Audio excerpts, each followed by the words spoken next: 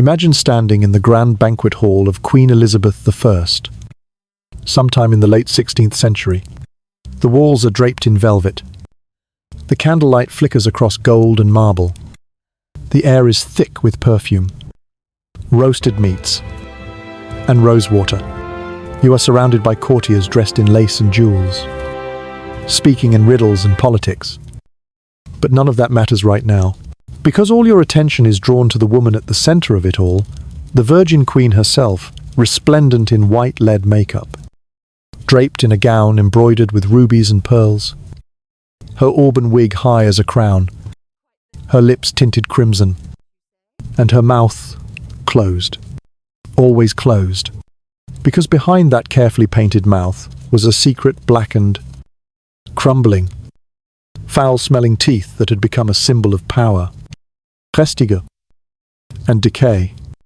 And what's worse, the entire nation followed her lead. Between the years 1558 and 1603, England experienced what poets and politicians would call a golden age.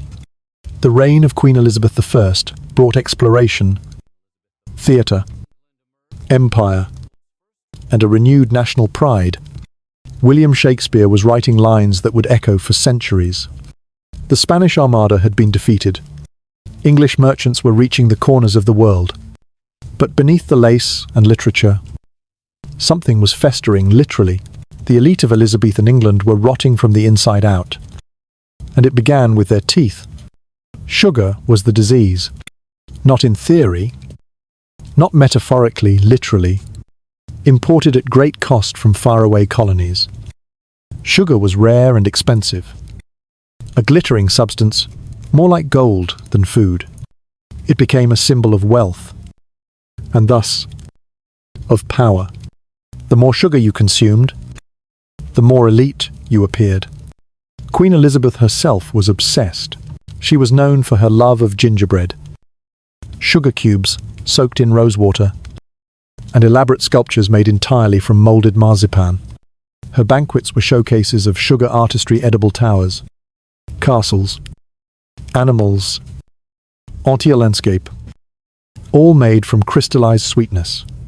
But the price of this indulgence was not paid in coin alone, it was paid in teeth. Her Majesty's teeth, according to ambassadors and whispering courtiers, were blackened, broken, and in some cases missing entirely. Some claimed she could no longer chew properly. Others said she spoke with a strange lisp. In her later portraits, you will never see her smiling with teeth, her lips always closed, tight, composed, hiding the battlefield within. And what's more disturbing than the Queen's own suffering is what followed. Fashion obeyed power, and England, top to bottom, began to imitate her rotting smile. The wealthy continued to gorge on sugar, believing, in a cruel twist of irony, that it was not harmful, but medicinal. Sugar was rubbed directly onto the gums as a health remedy. Doctors prescribed it for coughs, for fever, even for infections. It was mixed with vinegar, wine, and herbs. It was given to children and dying patients alike. It was considered cleansing, so while their mouths became riddled with abscesses, their breath stank of decay, and their gums bled at night, they were reassured that all was well. Their blackened teeth were not signs of disease, they were signs of affluence. But the poor could not afford sugar. So what did they do? They faked it. They stained their teeth with soot, ink, or crushed charcoal to make it appear as though they, too, had indulged in the luxuries of court life. A clean, white smile became a mark of shame, an admission that you were common, untouched by wealth or favor. The darker your teeth, the higher your status. People painted their own decay, not knowing that the true rot was not in their mouths, but in the system itself. And this obsession with appearances, this worship of decay disguised as elegance, was not limited to teeth. It was everywhere. It was in the make-up white lead powder that seeped into pores and poisoned the bloodstream. It was in the fashion corsets so tight They deformed ribs, wigs that covered baldness caused by chemical hair treatments, lips painted with mercury and crushed beetles. It was in medicine-beaked plague, doctors stuffed with herbs, wandering streets filled with death, convinced that bad smells carried disease. It was in the law where witches were hunted not for casting spells, but for growing herbs, or being unmarried, or surviving too long. It was in the courts where dead bodies were summoned to testify by bleeding at the touch of a suspected killer. And yes, it was in the monarchy where Queen Elizabeth, the most powerful woman in the world, could no longer smile without exposing the truth. Even her mother, Anne Boleyn, had been accused of witchcraft, of seducing Henry VIII with sorcery, of being born with 6 fingers, of consorting with the devil. She was executed when Elizabeth was only 2 years old, and perhaps that shadow followed the Queen into adulthood. Perhaps it taught her that survival required performance. That image was everything, that even rot could be regal if you painted it well enough. So England painted their faces, their teeth, their truth, and the result was a society that glorified illness as fashion, superstition as science, suffering as sophistication. It was not merely a time of ignorance, it was a time of illusion, and the most terrifying part of it all, it worked. For a while, we remember the Elizabethan age for its poetry, its exploration, its art. But if you look closely beneath the powdered wigs and velvet gowns, you'll find the black teeth of a queen who could not stop smiling, and a nation that could not stop pretending. And if you think we are so different today, look again. It always begins with something sweet, not a scream, not a sword, not a storm, just sweetness. A cube of sugar soaked in rose water, melting on the tongue like the first lie in a long deception. And for Queen Elizabeth I, it began so young. This affection for the sugary and the sublime, a candied fig offered by a foreign envoy, a slice of gingerbread, too beautiful to eat but eaten anyway, a marzipan swan carved with such delicacy that even the servants paused in awe. It was not just food, it was art, it was theatre, it was power, and it was also the beginning of rot, slow, silent, perfumed decay, inching through the roots of her teeth like ivy through stone. Sugar, in the Elizabethan court, was not merely a treat, it was a declaration, a performance, a crown for the tongue. It was rare, costly, and addictive, imported from faraway lands by men who risked storms, pirates, and mutiny. Sugar arrived in small brown barrels, guarded like treasure, and once within the palace, it transformed. It became sculpture, it became status, and for those who could afford to eat it, it became a form of ceremony. To be seen consuming sugar was to be seen consuming empire itself, the labour of distant hands, the spoils of trade, the evidence of England's rising dominion. And yet, beneath this glittering symbolism, there was something else, something bitter, because sugar, though cherished, was not understood. The Elizabethans did not yet speak of bacteria or acidity, of insulin or addiction. They spoke in terms of balance and bile, of bad air and melancholy humours. So when their teeth began to ache, when the flesh of their gums grew red and angry, when the sweet breath of youth turned sour with infection, they did not blame the sugar. They blamed the air. They blamed the stars. They blamed the will of God. The Queen, for all her wit and wisdom, was not spared. Her love for sweets became so legendary that foreign diplomats would arrive with gifts not of jewels or silks, but of candied almonds, preserved fruits, and moulded sugar creatures. She delighted in these offerings, and her table was known to dazzle with fantastical arrangements, castles made of icing, sugar birds with wings dusted in gold, miniature forests constructed from spun sugar, so delicate they trembled at the sound of a voice. There were cakes shaped like maps, fruits dipped in honey until they gleamed like glass, and figures of courtiers and fools, their features carefully rendered in marzipan, their destinies devoured after dinner. But while her guests clapped and laughed and nibbled at the Queen's creations, something darker was happening behind the scenes. Her teeth, once straight and white, as described in her youth, began to blacken. Her gums receded. Some said she could no longer chew. Others whispered that she spoke less, not out of shyness, but because pain curled around every word like smoke around a dying flame. Her portrait, once full of warmth, began to change. The smiles disappeared. The lips closed. The jaw set.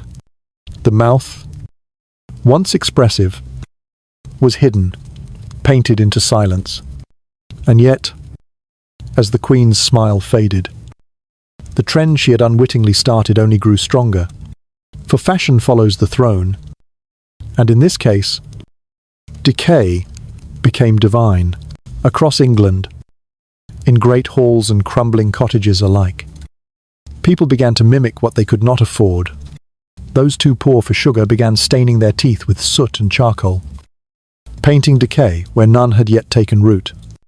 A clean mouth, once a virtue, now betrayed a lack of status. Mothers darkened the teeth of their daughters. Men smeared ashes on their molars before walking into town. No one wanted to look healthy. They wanted to look important. Even physicians joined the illusion. Sugar, they argued, was not the enemy. It was the cure. They mixed it into medicines, dissolved it into wine, rubbed it on the gums of children. Recipes survived in notebooks and letters, sugar and vinegar for a sore throat, sugar and oil for stomach cramps, sugar and herbs to stop bleeding. A sweetness for every sorrow, a sweetness that covered the taste of blood. But not all could keep up the charade. In the poorer districts of London, mouths began to rot in earnest. The rich, with their perfumed cloths and soft diets, suffered in silence. But the poor suffered out loud. They screamed at night from toothaches that spread to the skull. They coughed blood and pus. They lost teeth by 20 and swallowed pain without name. And yet, when they looked in the mirror, they saw not sickness, but success. They looked like royalty. They looked like Elizabeth. And the Queen, somewhere behind the layers of velvet and silk and powdered paint, must have known what her smile had started, known that the banquet tables of England were now shrines to a poison served with a silver spoon. But by then, it was too late. The sugar had sunk too deep, not just into her gums, but into the soul of the nation. There were rumours that, toward the end of her life, the Queen could eat only soft foods, that her jaw sometimes trembled from pain, that her courtiers began to speak more and more on her behalf. Some said she asked for sugar even when it hurt to swallow, that she licked candied petals with a tongue so raw it bled, that her last banquet was a quiet one, the table still grand, but the Queen herself seated in silence, her lips pressed shut like a wound that would not heal. And even in death, she was painted as perfect.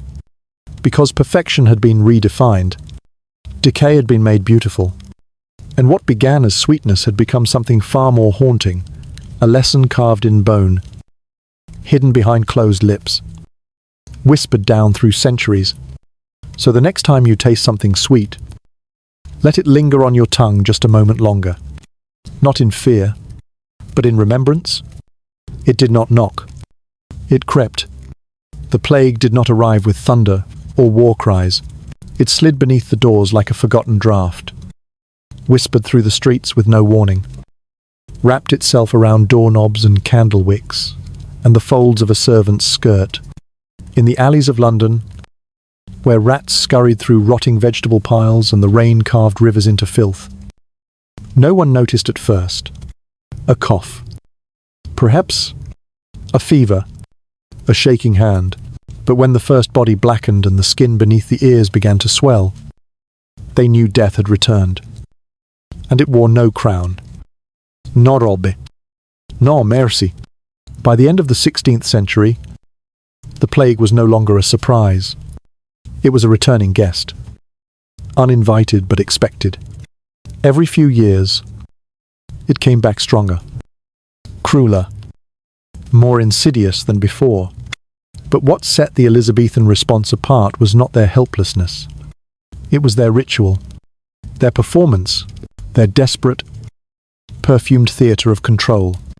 Because when death comes with no cure, you don't fight it with medicine. You fight it with masks, herbs, charms, and the illusion of safety. The physicians who dared walk the streets during a plague were not the saviors we imagine today. They were figures of dread, more omen than aid, dressed in long black coats, gloves, and boots made of waxed leather. Their most haunting feature was the mask, a long, curved beak like that of a dead bird, protruding from the face like some mythical creature risen from a nightmare. Within the beak were herbs, lavender, thyme, mint, cloves. Sometimes vinegar-soaked sponges meant to filter the foul air. They believed that disease travelled through miasma, invisible clouds of poisonous vapour, and so they did not protect themselves from blood or touch, but from smell. In many ways, plague doctors were performers in a morality play no one wished to watch. They poked at bodies with sticks, refused to speak, and were paid not to heal, but to count the dying, to write the names, to record the symptoms before they vanished into the earth. And when they arrived at a home, cloaked in black and silence, it was not relief that followed. It was panic. Neighbours would weep behind shutters. Children would hide beneath beds. Because if the doctor had come, then death had already entered first. Inside the homes of the wealthy, the fear did not lessen it, only smelled better. Bundles of herbs were hung from windows and doorways. Fresh flowers were placed in bowls at the base of the stairs. Fragrant oils were dabbed behind ears, onto handkerchiefs, into bath water. The more fragrant the home, the more protected it was believed to be. Some even wore masks lined with sweet-smelling herbs as they slept, not for health, but for superstition, because death, they believed, was repelled by beauty, and perfume became their prayer. But no amount of lavender could stop the rats. The truth was far more grotesque than any herb could mask. The plague was spread by fleas carried on the backs of vermin. It entered through the bite and bloomed beneath the skin. A flower of rot and fever, swelling glands grew into bulbous lumps, the size of eggs under the arms. Beneath the jaw, between the legs, they burst, they oozed, they screamed, and within days, the body went cold.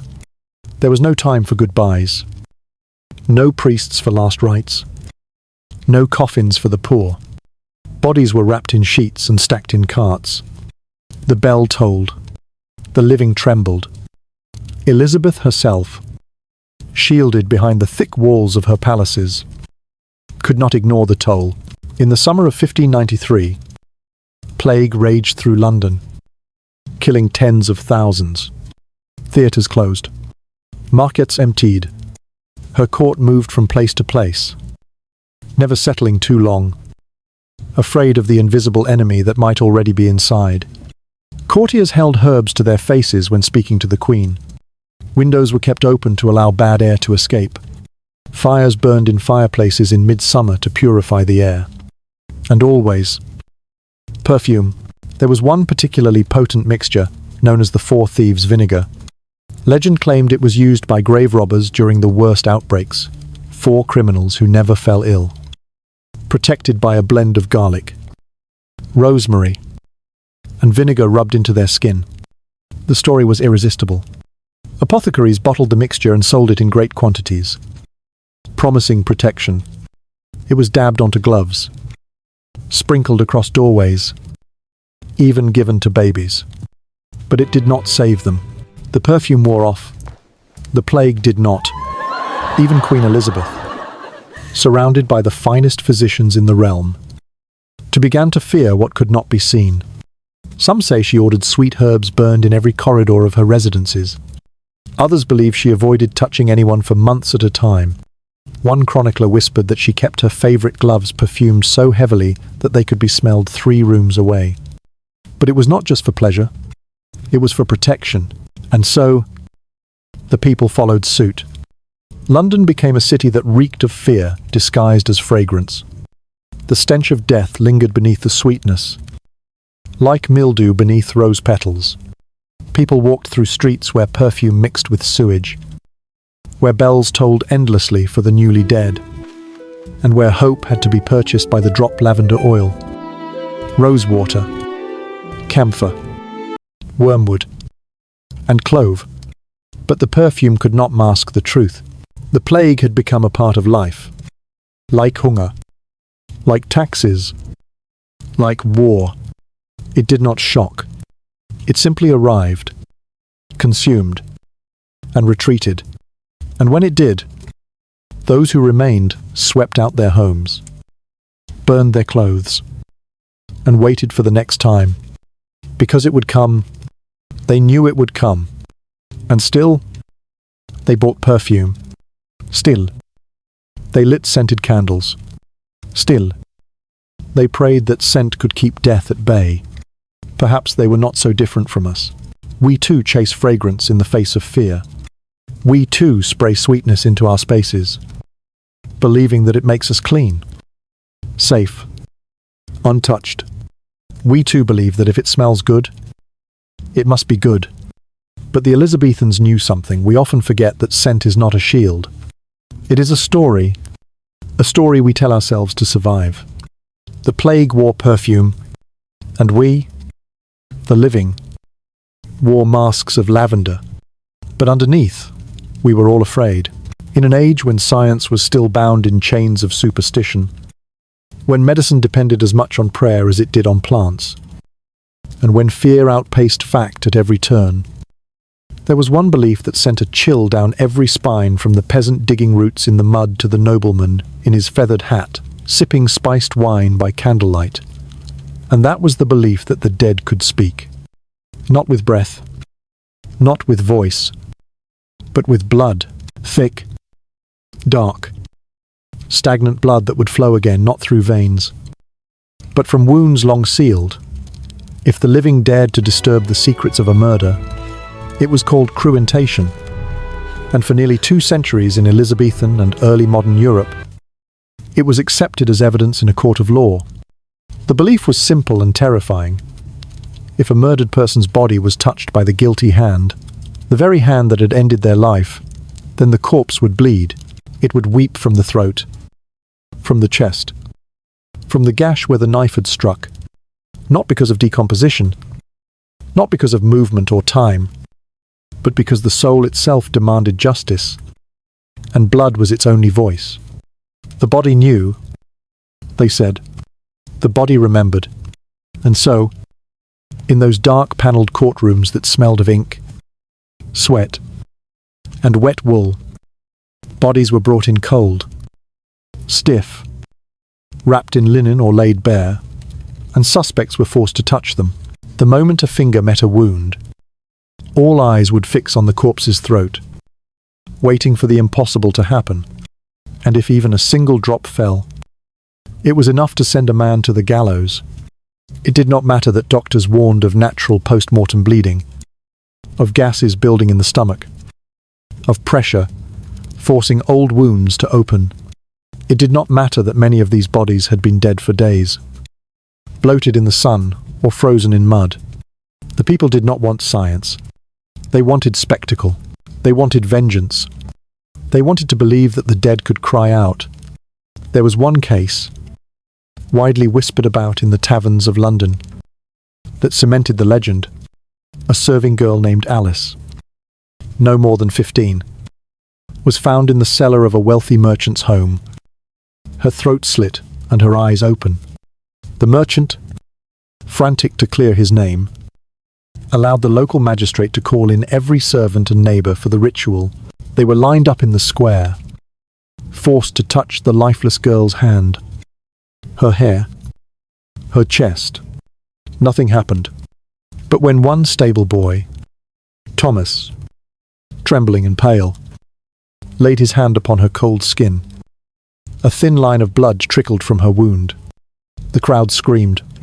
Thomas fell to his knees, swore innocence through tears. But no one cared. The corpse had spoken. He was hanged within a week. Stories like this spread faster than the plague. And with each retelling, they grew more vivid. People swore the blood had bubbled, that the dead had moaned, that eyes rolled open in the sun. Even Queen Elizabeth was said to have heard these tales, though whether she believed them or not remains a mystery. But her judges, her sheriffs, they did believe. They allowed it into court. They allowed it to guide verdicts. And when jurors returned from deliberation, it was often not logic they carried. It was fear. Fear that to doubt the bleeding body was to offend the dead. And no one dared to offend the dead. The ritual spread beyond murder. In villages where theft had occurred, animals had gone missing, or neighbors had feuded over land.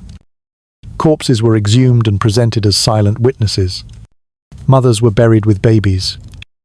And if a suspect touched the swaddled bundle and the child's skin changed color, or so they claimed, it meant guilt. Widows were made to touch their dead husbands. Midwives accused of witchcraft were forced to confront stillborns. Truth became a performance, and performance became proof. What made cruentation so powerful was its finality. There was no arguing with a corpse, no cross-examination, no appeal. A bleeding body was a divine message, and to question it was to question God. The church remained curiously silent, neither condemning nor encouraging. But the people needed no permission. They had seen the truth with their own eyes, or so they believed. There were those who tried to stop it. A few physicians, brave enough or foolish enough, wrote tracts explaining bodily decomposition, the way gas and heat could force blood through old wounds. They pointed out that touching a body might shift the position of the chest or press against bloated organs. They warned that grief and panic could cause hallucinations, that people might see what they wanted to see. But their words fell like whispers in a storm. The people trusted the blood.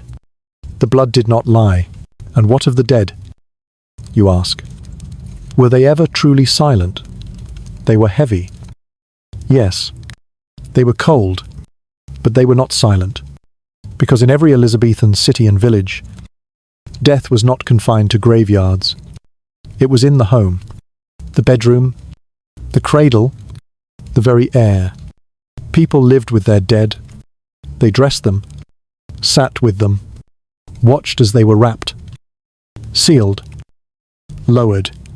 The line between life and death was thinner then, less sterilized, less hidden, and so the dead became part of the justice system, not as memory, but as evidence. It is perhaps no surprise, then, that death itself began to feel theatrical. Courtrooms became stages, trials became tragedies, and the corpse pale, stiff, and motionless became the most powerful actor of all. There was no applause, only silence, only the sound of a judge's voice condemning a man based on the color of a drop. In time, science would catch up. In time, cruentation would be denounced as superstition, disallowed in courts, relegated to the dusty footnotes of law books and the strange pages of history. But for the Elizabethans, it was real, it was trusted, it was terrifying, and it revealed a deeper truth about their world, that when logic fails, people turn to the body, and when words are not enough, they turn to blood. Perhaps, even now, we do the same in subtler ways. We look for signs in skin, in eyes, in pulses. We trust instinct over evidence, sensation over statistics. We believe that the body cannot lie, and so the ghost of cruentation lingers, not in courtrooms, but in hospitals, in relationships, in the way we still expect the wounded to speak, to show, to prove their pain. The corpse may no longer bleed when the guilty arrive, but the world still waits for it to. She didn't wear black. She didn't fly. She didn't dance in the woods under a red moon or whisper spells into a silver mirror. No. The witch next door wore an apron smeared with goose fat, hung laundry when the clouds were kind, and brewed her tea from dried nettles and wild chamomile. Her garden was full of stubborn green things, garlic, onions, rosemary, and rue. Her hands smelled of earth. Her nails held traces of ash, and her eyes, though sharp, were tired. She had no wand, no book of shadows, no cat that spoke in riddles. But what she had was far more dangerous in the age of Elizabeth I. She had knowledge, and worse still, she had no husband. In 16th century England, to be a woman who lived alone was to be a question mark in a world that wanted periods. The country was ruled by a queen, yes, but even Elizabeth had to parade her virginity like a crown and make marriage into myth to silence those who questioned her power. For ordinary women, there was no such illusion. They were expected to belong to a man, a church, a family, and when they didn't, they were watched by their neighbours, whispered about in markets, followed by children with too much time and too many stories. Independence was not strength.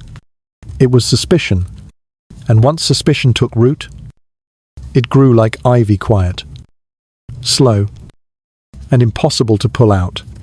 The woman next door, let's call her Agnes, was exactly the kind of soul the village found unsettling. She knew too much about herbs, too little about obedience. She spoke to no priest, but carried a rosary made of dried berries. She helped with births when the midwife was too far and brewed tonics for fevers when the doctor would not come. People called her wise when they were grateful, witch when they were afraid, and fear, in those days, came cheap. One child's cough could turn the wind against her. One pig's sudden death could raise an eyebrow. One mother's stillborn baby could open a door to hell, and it would be her they'd drag through it. The problem was not just superstition. It was control. England in the late 1500s was cracking open with change. The Reformation had torn the church in two. Old monasteries had been burned. Priests had fled. The new religion was Protestant, strict, and uneasy. And in the vacuum left behind, people filled the silence with whispers, charms, and fear. Devils were everywhere in the woods, in the wind, in the dreams of children, and witches became the thread that tied it all together. Witchcraft, under the reign of Elizabeth, became not just a sin, but a felony. In the year 1563, the Witchcraft Act made it a crime punishable by death to invoke evil spirits or cause harm through sorcery. It was not science. It was theatre wrapped in law, and all it required to begin was a single accusation spoken in anger, mumbled in fear, or offered in exchange for protection. The trials were rarely about truth. They were about stories dark, winding, and often grotesque. Agnes might be accused of bewitching a cow, so its milk turned sour, or cursing a child who would not sleep. Her hands might be examined for the devil's mark, a freckle, a mole, a patch of dry skin. She might be pricked with a needle to see if she bled, and if she did not scream, that was proof. If she did, that was proof too. The trial was not to discover her guilt. It was to confirm it. And then there was the dunking. They would tie her hands to her feet and lower her into a river. If she sank and drowned, she was innocent. If she floated, the water had rejected her as unnatural. She would be dragged out coughing and declared a witch. In either case, the village believed itself cleansed. It didn't matter that many accused witches were healers. It didn't matter that most were poor, elderly, widowed, or simply inconvenient. What mattered was the ritual, the casting out, the comfort of believing that evil had a face, and that it lived just beyond your hedgerow, and what of Agnes she would not burn. That was the way of the Scots. In England, witches were hanged. Sometimes, they were strangled first, if mercy found them, but often, they kicked, gasped, twitched, and when their bodies were lowered, no one wept. But death was not the end. Their names were passed down like cautionary tales. Children would chant their curses while skipping rope. Grown men would spit at the sight of their empty cottages, and the herbs they once tended grew wild. Untended. Feared. Yet, for every Agnes who died, 10 more watched, and learned. They learned to speak softly, to marry quickly, to hide their knowledge in lullabies and bread recipes, to smile at the magistrate, to pretend not to notice when the girl down the lane bled too early or the moon turned red. But some did not hide. Some kept healing. Some whispered to the trees, ground roots into powder, and watched the world with patient eyes. And maybe, just maybe, that is the real witchcraft survival. Because the witch next door was never evil. She was inconvenient. She knew too much, lived too long, and refused to break. And in a world where the plague wore perfume, the Queen's smile bled sugar, and the dead were forced to speak, the woman who knew how to ease pain without permission became the most dangerous creature of all. A woman who needed no king, no priest, no sword, just a garden, and the silence of the wind. If you had walked into the great halls of England in the final decades of the 16th century, you might have been blinded not by candles or crowns, but by sleeves, sleeves that billowed like sails, starched so stiff they crackled when their wearers turned, painted with pearls and powdered with starch until they glowed beneath torchlight. But beneath those layers, behind those lace ruffs and jeweled bodices, was a body struggling to breathe, because fashion, in Elizabethan England, was not made for comfort. It was not made for health. It was made for spectacle, for control, for rot. They called it elegance. But it was a kind of warfare. Every gown was a cage. Every collar, a shackle. Men wore doublets that squeezed the ribs until breath came shallow and speech came short. Women endured whalebone corsets that molded the torso into cruel symmetry, bruising the hips, crushing the stomach, and in some cases, even shifting the position of internal organs. A straight spine meant virtue, a narrow waist meant nobility, and suffering meant you belonged. The court of Queen Elizabeth was the epicenter of this madness, and she herself was its most radiant victim. Her image immortalized in oil and gold leaf was a masterpiece of illusion. The painted queen bore no wrinkles, no bodice, no human stain. Her face was powdered to deathly whiteness with ceruse, a mixture of vinegar and white lead. The longer it was used, the more it corroded the skin, causing scabs, lesions, and eventually rot. But that only meant more powder, more paint, more mask. Until last, the face beneath the face was a ruin. No one dared to see. And it wasn't just the women. Men soaked their hair in lye to achieve golden tones. Unaware it was burning their scalps.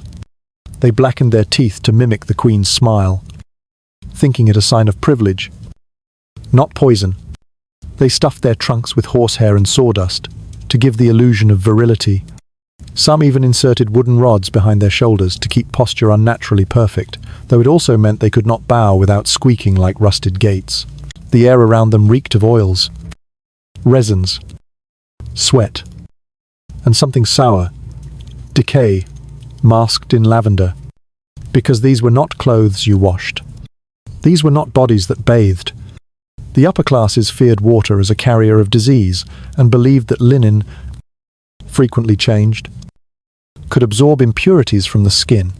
So instead of bathing, they wore more layers, Instead of cleansing, they covered, and beneath those layers, the body festered. Ruffs, the infamous collars that circled the neck like nooses of lace, were not just uncomfortable, they were dangerous. Some were so wide, they prevented wearers from feeding themselves. Others were stiffened with wire and starch until they drew blood from the jawline. A man could not turn his head. A woman could not bend to kiss her child. But that was the point. Fashion had become a prison, and the Elizabethans wore their chains proudly. Shoes were delicate, often made of silk and incapable of surviving the filth of London streets. So they wore pattens, wooden platforms strapped beneath the shoes to raise themselves above the muck. But this also made walking treacherous. Many fell. Some broke bones. Yet no one questioned the logic. It was better to risk the body than reveal the foot beneath. Because in this world, flesh was never enough. Flesh was shameful. Flesh had to be shaped, scented, hidden. Irasid. Even the scents they wore betrayed a kind of death. Musk, ambergris, civet, all derived from the glands of animals. Some dead, some mutilated. Perfume was scraped from carcasses, aged in barrels, and applied behind ears already infected from pierced pearls. Beauty was an alchemy of suffering. To look powerful, you had to endure pain. To be desirable, you had to destroy yourself. Piece by piece, stitch by stitch. And when these bodies, these rotting monuments of fashion, began to fail, they were treated not with rest, but with ritual. Bleeding, cupping, leeching, enemas made of honey and salt. They burned feathers beneath the nose to awaken the senses. They inserted dried toads into shoes to draw out poisons. They applied mercury to sores and drank lead as a tonic for vitality. The very things meant to heal were killing them. But that was fashion. 2. Some died in silence, their bodies so twisted by corsets that even death could not relax them. Others died in agony, their last breaths rasping through throats, rubbed raw by powdered metals. And yet the next morning, the palace would rise, the servants would starch the gowns, the tailors would press the seams, and the Queen's ladies would paint their faces until they vanished. Fashion did not pause for grief. It walked over corpses in heels, and the rot beneath the silk was never acknowledged, only replaced, because in Elizabethan England, to look like death was to look divine. Perhaps that is what made the Queen so iconic. She was not merely a monarch. She was a ghost in pearls, an immortal stitched together with myth and makeup, and those who served her, who mimicked her, became ghosts. 2. Not haunting the halls of castles, but the pages of history, beautiful, frightening, forgotten. Before it was a crown of gold, it was a crown of fear. Elizabethan England, for all its glittering poetry and painted splendor, was not a land ruled by logic, but by omen. Behind every illness, behind every crop that failed, or child that cried out in the night, was the ghost of suspicion, an invisible empire of curses, signs, and shadows that reigned just as powerfully as the Queen herself. And while Elizabeth wore her jeweled diadem with regal poise, the people below wore invisible crowns, spun from superstition, crowns that tightened with every eclipse, every crooked birth, every dog that howled at midnight. For in this kingdom, knowing too much or knowing nothing at all could both lead to the same place, the noose. To understand this age is to understand that the stars were not just ornaments in the sky. They were clocks, judges, spies. Astrology was not a curiosity, it was a compass. Noblemen refused to make decisions without consulting their horoscopes. Midwives checked the moon before delivering babies. The Queen herself had an official court astrologer, John Dee, a man whose white beard, flowing robes, and cryptic diagrams gave him the appearance of a holy magician. He spoke with angels through polished obsidian mirrors, drew protective circles on the palace floors, and advised Elizabeth not with scripture, but with stars. He was not feared. He was revered, but not all magic was royal. In the villages and forests beyond the capital's reach, people trusted charms more than sermons. They buried horseshoes beneath doorways, tied poppets with human hair, and carried dried herbs in their pockets to keep away the evil eye. A child who cried too much might be passed over a fire 3 times to cleanse them. A cow that gave bloody milk might be fed bread, baked with silver pins. A woman who miscarried more than once was told to drink water from a skull. It was not medicine. It was protection. And in a world where death came without warning. Protection, however, strange was sacred. But superstition had a price. One wrong glance. One odd word spoken near a well. One ill-timed illness. And a neighbor could accuse you of being the cause. Not the wind. Not the weather. You. You must have cursed their crops. You must have soured their milk. You must have spoken to something in the dark. And when that suspicion took root, it grew faster than fire. It didn't need proof. It needed fear. And fear was never in short supply. Even the church, which tried to straddle reason and ritual, could not fully pull the people away from their charms. Priests who preached against witchcraft sometimes secretly blessed protective amulets. Holy water was sprinkled on livestock. Psalms were carved into door frames. There was no clear line between faith and folklore. They wove together like ivy, beautiful and choking. The Queen's court was no different. Behind the grandeur, behind the velvet and banquets, lived the same rituals disguised, perhaps, but still alive. Elizabeth had her own superstitions. It was said she avoided the Tower of London unless absolutely necessary, fearing the ghosts of those who had died there. She refused to look upon comets, believing them harbingers of royal death. When her beloved advisor Robert Dudley died, she locked herself away, claiming an ill omen had warned her, but she had not listened. And though she was crowned by God's will, even the Queen's reign was shadowed by portents. In the year 1588, just before the Spanish Armada approached England's shores, there was an eclipse. The court panicked. Nobles whispered of doom. Priests called for prayer. And when Elizabeth stood before her troops in Tilbury, dressed in armour, declaring she had the heart and stomach of a king, it was not just to rouse courage, it was to push back against the tide of superstition that threatened to paralyse her kingdom with dread. But even after that triumph, England did not shake its fear. Strange births were recorded like royal events. A calf, born with 2 heads, a child with no eyes, a litter of pigs that refused to feed. Each was chronicled, passed from village to village, used as warning or prophecy. Some believed the devil was sending signs. Others believed God was punishing hidden sin. Few considered nature. Fewer dared to speak of coincidence. And so the people watched the skies. They watched the crows. They watched the bodies of the hanged for signs in the way they twisted. They read meaning in moles, in dreams, in how a fire burned. And through it all, they obeyed their invisible crown, the one that ruled not by law, but by fear. This crown had no gems. It had no ceremony. But it pressed down just the same. It told them when to speak, when to kneel, when to point a finger.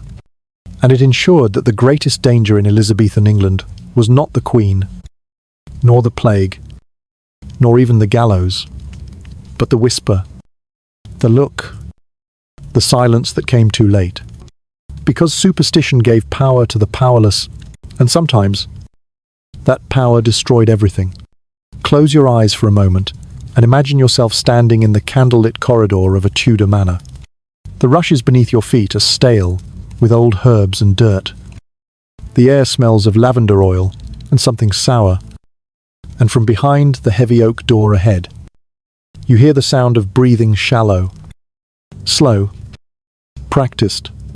Behind that door sits a woman, She is not old, but she has aged. Her skin wears the weight of white lead. Her hairline has retreated from years of caustic oils.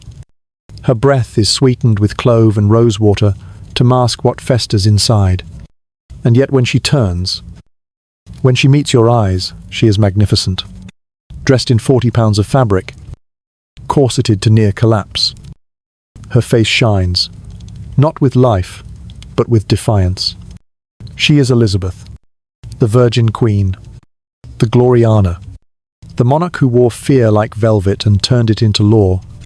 You see, when we think of fear, we imagine chaos, running, screaming, collapse.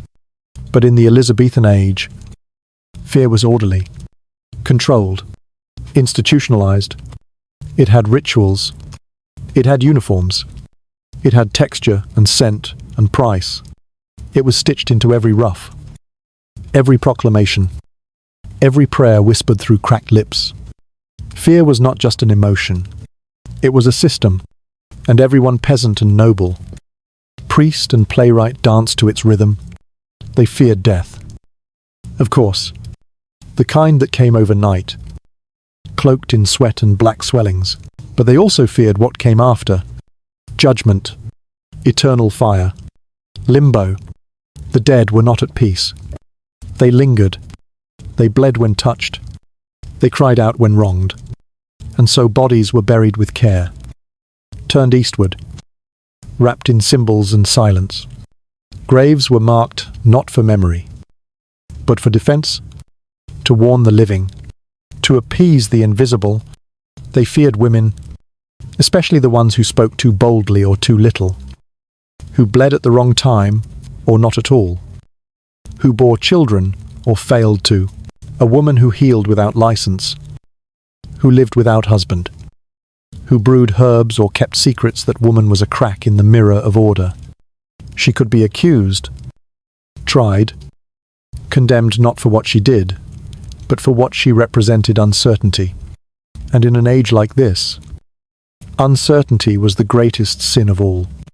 They feared knowledge, not all of it, not the kind scribbled by men in universities or sermonized from pulpits, but the wild knowledge, the kind passed from midwife to daughter, the kind buried in hedgerows, hidden in recipes, whispered into cups of bone broth. This knowledge had no place in court, no permission from crown, and so it was hunted, burned, buried beneath books that spelled truth with blood. And through it all, they feared each other. A glance held too long. A child born with a birthmark. A chicken that stopped laying eggs. Every mishap had a face. Every misfortune had a cause. And if you couldn't find it in heaven or hell, you found it in your neighbor. But perhaps the most terrifying thing was how beautiful it all looked from a distance. The paintings, the poetry, the lace, the way even their fear was draped in ceremony and perfume. It is easy, centurie la terre, to romanticize it, to see a ruffled collar and imagine nobility, to hear a sonnet and forget the lice, to study the Armada and not the fever that followed it. We remember the crowns, not the crushed spines beneath them. Yet fear has always worn pretty clothes. Even now, even here, because the Elizabethan age is not as far away as we like to think. We still worship at the altar of appearances. We still mask illness with polish. We still chase beauty that burns us from the inside out. We still treat women's knowledge as dangerous. We still fear what we cannot name. And when we cannot control something, we dress it up. We give it rules. We put it on trial. We build scaffolds from excuses and call it justice. The fashion of fear has changed, but not the fabric. Still, in the quiet hours when the makeup fades and the lights dim, we feel the weight. We know the bones beneath the silk. We hear the whisper in our ears, the same one they heard while tightening their corsets or lighting their plague herbs. It asks, "Are you safe? Are you certain? And if not, who must be blamed?" It is in this moment, in this hush, that we understand the true legacy of the Elizabethans. Not their plays, Not their palaces, but their rituals of survival, their talent for turning terror into theatre, their genius for decorating the gallows, their insistence that even in the face of rot and ruin, one must stand tall, powdered, composed and never flinch. So tonight, as you lie in bed and imagine roughs crackling like autumn leaves, plague doctors stalking alleys in crow masks, and queens with ghost-painted cheeks staring into black mirrors, remember it was never just about horror. It was about control. The crown was heavy, but fear was heavier, and everyone wore it, even in their sleep, especially in their sleep.